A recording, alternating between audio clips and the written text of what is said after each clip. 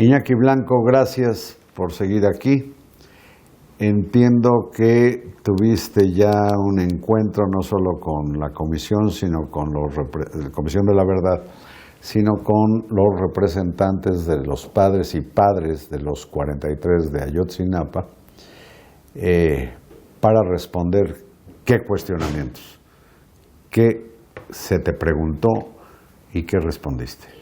Mira, Carlos, aquí en principio me gustaría comentarte que tu servidor ha comparecido en distintos momentos ante distintas instancias.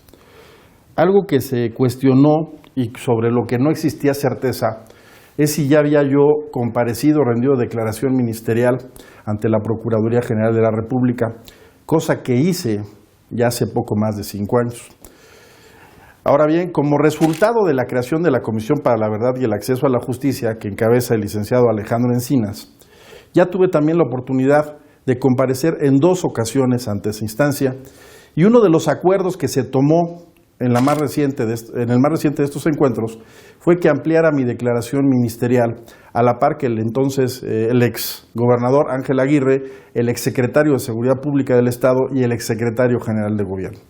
Eso fue lo que permitió que tu servidor, acudiera de nueva cuenta ante la Procuraduría, hoy Fiscalía General de la República, donde me hicieron una serie de cuestionamientos, no solo por cuanto a mi actuación en la atención del caso Iguala, sino en lo que tiene que ver con los antecedentes del caso, el funcionamiento del Grupo de Coordinación Guerrero, que es una instancia de coordinación, de colaboración, en la que están inmersos autoridades del orden federal, autoridades del orden estatal, que tienen que ver con tareas de seguridad pública y procuración de justicia. Esto es la PGR, el CISEN, la Policía Federal, la SEDENA, la CEMAR y sus pares a nivel estatal. En el caso, la Secretaría de Seguridad Pública, el Secretario General de Gobierno y tu servidor en ese entonces al frente de la Fiscalía General del Estado.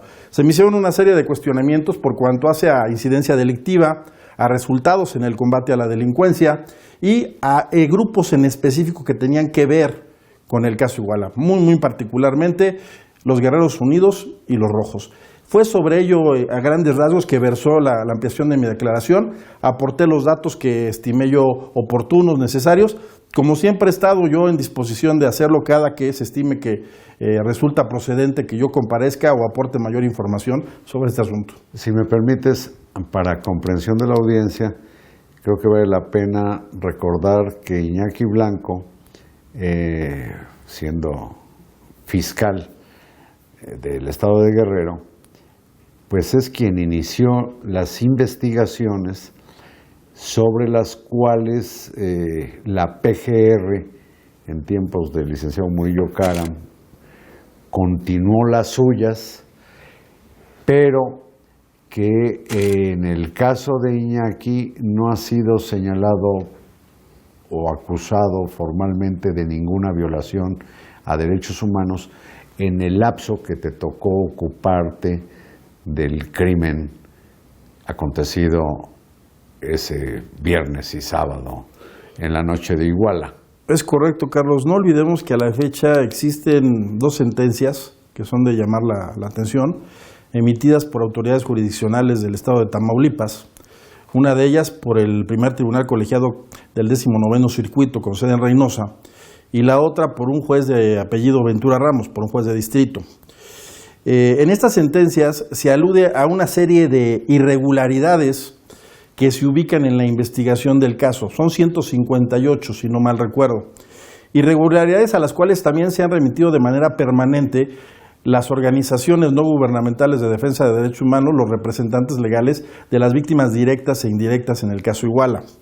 Ninguna de esas 158 irregularidades, Carlos, y quiero ser muy enfático en ello, tiene que ver con la actuación de la Fiscalía General del Estado de Guerrero. Estas 158 irregularidades, ¿qué documentan? Una serie de abusos de autoridad, detenciones ilegales, detenciones arbitrarias y lo más grave, creo yo, la tortura, que es lo que ha posibilitado que personas con probados vínculos con la delincuencia organizada, porque yo estoy seguro de ello, como es, entre otros, Gildardo López Astudillo, alias el Cabo Gil, o el Gil, hoy estén en la calle. ¿A qué me refiero con esto? Lo que han argumentado las autoridades jurisdiccionales, creo yo, yéndose por el camino sencillo, por el camino fácil, es que hay una serie de pruebas, de elementos, de datos de prueba, que están afectados de nulidad. ¿Por qué? Porque fueron obtenidos mediante tortura.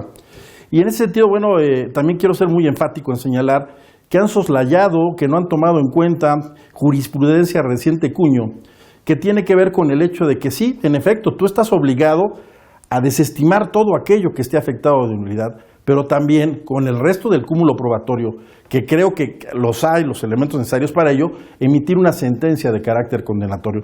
O lo más sano, ¿por qué no decirlo? Si estimas que no hay esos elementos, ordenar la reposición de los procedimientos.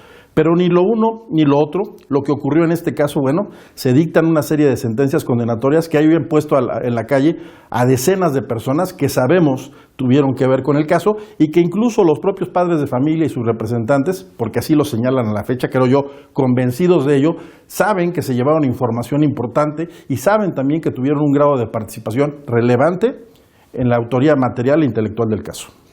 Es parte de lo que contribuye a esta maraña del caso Iguala, en que, pues pese a todo y contra lo que se diga, sustancialmente parece no haber elementos que modifiquen la dichosa verdad histórica.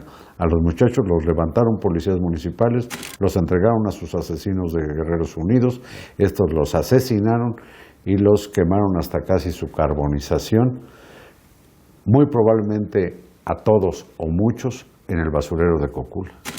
Eso es a la fecha, guste o no, lo que está debidamente documentado y probado. Lo demás es entrar al terreno del consenso, de la sospecha, sin sustento alguno.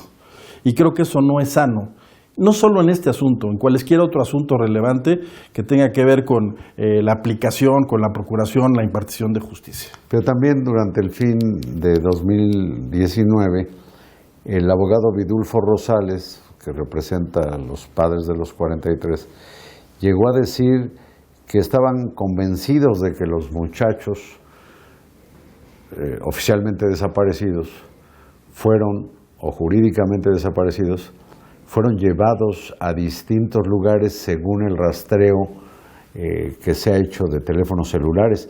Pero yo creo que los teléfonos bien pudieron ser algunos que los mismos criminales pues les quitaron a sus víctimas. Carlos, esa es parte de las líneas de investigación que no se han agotado. Yo soy un convencido de que todo aquello que tiene que ver con telefonía es importante. Todo lo que tiene que ver con esta parte técnico-operativa, si se quiere, es irrefutable. Es por demás necesario que la Fiscalía General de la República en su momento nos dé a conocer los resultados a que se llegue en este sentido, sean cual sean los resultados, porque se va a permitir establecer con absoluta claridad cuál fue el grado de participación de los responsables de los hechos, me refiero a la delincuencia, sí, y también de todos aquellos que tuvimos que ver en ese momento, en el caso, en la atención del mismo en carácter de autoridades. Eso me parece por demás relevante. Por cuanto hace a Vidulfo Rosales, yo creo que él también se está remitiendo a lo que obra en el expediente. Hay una serie de testimonios que se dice fueron descartados o desestimados por la Fiscalía General de la República una vez que ejerció la facultad de atracción del caso. Lo cierto es que en esos testimonios se alude a que los Guerreros Unidos como tales operaron por células y que muy probablemente fueron asegurando o deteniendo a los muchachos por grupos y que los condujeron a distintos destinos. Pero ese es un aspecto que a la fecha está ahí y que no ha sido debidamente probado o demostrado. Pero aun si fueran los teléfonos, algunos de los muchachos que tuvieran teléfonos celulares, pues de una persona que desaparece o que ha sido asesinada, pues bien puede alguien hacer uso de su aparato desde algún punto y no sé si técnicamente sea detectable que emitió alguna señal en algún lado, pero no quiere decir necesariamente que haya sido su propietario quien estuvo hablando. Esto es correcto, incluso si me lo permites, y trataré de ser lo más breve posible en ese sentido. Alguna vez, siendo tu servidor procurador en el estado de Guerrero, estábamos investigando un homicidio y lo que detectamos una vez que solicité yo las sábanas telefónicas de las víctimas directas fue que habían presentado actividad distintos aparatos en horas posteriores al hecho. Esto nos permitió establecer no solo a través de los trabajos de geolocalización, de los mapeos, en dónde se encontraban estos aparatos, sino también quienes habían participado en carácter de autores materiales del hecho. ¿Por qué? Resulta que uno de estos teléfonos se activó en el momento mismo en que la esposa de uno de estos delincuentes se transfirió saldo de uno de los teléfonos de las víctimas directas a su teléfono. Pero para nosotros fue muy importante. Para ella un descuido, algo que comúnmente hacía, porque así nos lo declaró, pero para nosotros algo muy importante porque nos permitió establecer con absoluta certeza en dónde estaban los equipos telefónicos, quién los había accionado y el por qué estaban ahí. Y fue así también, entre otras cosas, como pudimos resolver quiénes eran, reitero, los autores materiales e intelectuales del caso. Como tú bien señalas, el hecho de que un determinado equipo telefónico se active horas después o días después, no quiere decir que quien lo esté activando sea el dueño o la persona que lo trae consigo.